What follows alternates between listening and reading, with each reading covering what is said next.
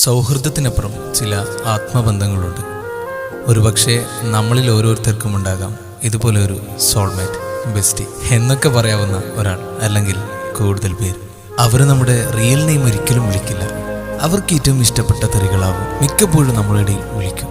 ഒരുപക്ഷെ സ്നേഹം കൂടുമ്പോൾ അവർക്ക് ഏറ്റവും ഇഷ്ടപ്പെട്ട നെയിം വെച്ച് നമ്മെ വിളിക്കും. മറ്റു ഫ്രണ്ട്സിൻ്റെ ഇടയിൽ മാക്സിമം നമ്മെ വെറുപ്പിക്കും. ബട്ട് ഉള്ളിൻ്റെ ഉള്ളിൽ ഒടുക്കത്തെ ഇഷ്ടം.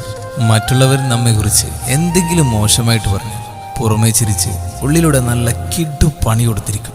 നമ്മുടെ കൂടെ അല്ലാതെ മറ്റുള്ളവരുടെ കൂടെ കൂടുതൽ ഇരിക്കുന്നതോ സംസാരിക്കുന്നതോ കണ്ടാൽ ചങ്ക് പിടഞ്ഞിട്ടാണെങ്കിലും സഹിക്കും. പിന്നീട് എപ്പോഴെങ്കിലും ഈ കാര്യം പറഞ്ഞ് ചുമ്മാ സെന്റി അടിച്ചുകൊണ്ടിരിക്കും. മറ്റുള്ളവർ നമ്മെ കൂടുതൽ കെയർ ചെയ്യുന്നത് കണ്ടാൽ സഹിക്കില്ല. നമ്മൾ ചെറുതായിട്ട് ദേഷ്യപ്പെട്ടാൽ പോലും പെട്ടെന്ന് സങ്കടം വരും. മറ്റു കൂട്ടുകാരുടെ ഇടയിൽ നിന്ന് മൈൻഡ് ചെയ്തെന്ന് പോലും വരില്ല. പക്ഷെ ഒരു 10 സെക്കൻഡ് കൂടുമ്പോഴും നമ്മുടെ കണ്ണുകൾ അവരെ ഒന്ന് കണ്ണോടി. നമ്മുടെ കണ്ണൊന്ന് നിറഞ്ഞാൽ കൂടെ കരയും. എന്ത് ചെയ്തിട്ടാണേലും നമ്മെ വീണ്ടും ഹാപ്പിയാകും. സങ്കടം വരുമ്പോൾ ആദ്യം ഓർമ്മ വരുന്നത് അവരുടെ മുഖമാകും. ക്ലാസ്സിലെത്തിയാൽ ആദ്യം നമ്മുടെ കണ്ണുകൾ ആദ്യം തിരയുന്നത് അവരെയാകും. നമുക്ക് വേണ്ടി ഏതറ്റം വരെയും പോകും.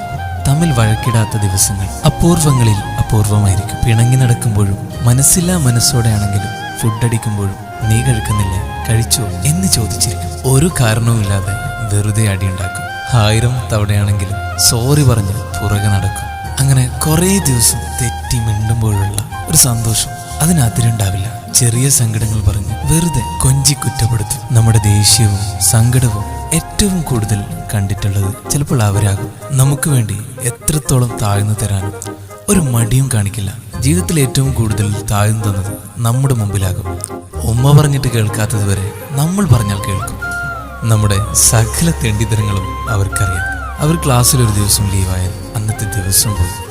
അവരുടെ കൂടെ ഒരു സെക്കൻഡ് ചെലവഴിക്കുമ്പോൾ കിട്ടുന്ന ഹാപ്പിനെസ് മറ്റു ഫ്രണ്ട്സിൻ്റെ കൂടെ ഒരു മണിക്കൂർ ഇരുന്നാൽ പോലും കിട്ടില്ല. ഒരു കാര്യമില്ലെങ്കിലും ചുമ്മാ എന്തെങ്കിലും സംസാരിച്ചുകൊണ്ടേയിരിക്കും. ബർത്ത്ഡേക്ക് കൃത്യം 12 മണിക്ക് തന്നെ വിഷ് ചെയ്യണം. അവർക്ക് വേണ്ടി എത്ര പണം ചെലവഴിച്ചാലും കണക്ക് വെക്കില്ല. അവർ തമാശക്ക് പോലും എന്തെങ്കിലും ഒരു കാര്യം ആവശ്യപ്പെട്ടാൽ അതപ്പം നടന്നു എന്ന് ചോദിച്ചാൽ മതി. പറയാതെ തന്നെ നമ്മുടെ മനസ്സ് വായിക്കും. നമ്മുടെ സങ്കടങ്ങൾ എന്താണെന്ന് ഇങ്ങോട്ട് പറയും. ആരൊക്കെ തേച്ചിട്ട് പോയാലും അവസാനം വരെ കൂടെ നിൽക്കാൻ അവരേ ഉണ്ടാകും. അവർ നമ്മുടെ മുമ്പിൽ ഒരു ചെറിയ കുട്ടിയെ പോലെ നിന്നു തരും. അല്ലെങ്കിൽ നമ്മൾ അങ്ങനെ നിന്നു കൊടുക്കും. എത്ര സമയമാണെങ്കിലും നമുക്ക് വേണ്ടി ചെലവഴിക്കും.